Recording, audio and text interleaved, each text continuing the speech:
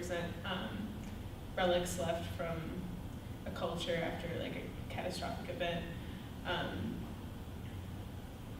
Post-apocalyptic wise, it's like what's left from a culture in terms of the commodities, and I think these specifically, since they're mostly plastic toys, and the abundance of plastic in our environment is kind of what for me represented the culture. The purpose of the toys for me, it wasn't necessarily like my own personal childhood and my experiences in my childhood. It was more so like trying to reach out to this broad audience, and there's a nostalgia there that I think was captured in the pieces that I think accessed a lot of individuals and sort of struck a chord in that sense.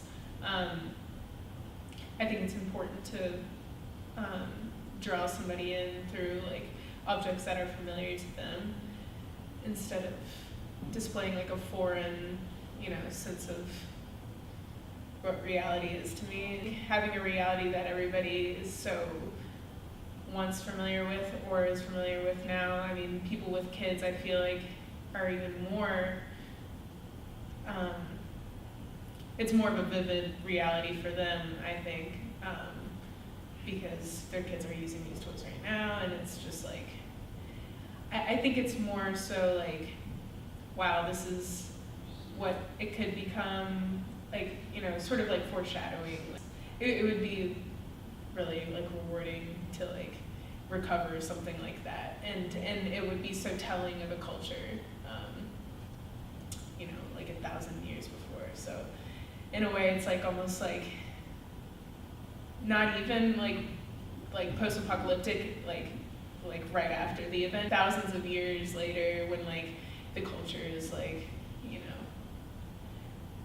flourishing once again. These pieces took probably, I would say 4 months, working every day on them, probably about 5 hours each day. Really like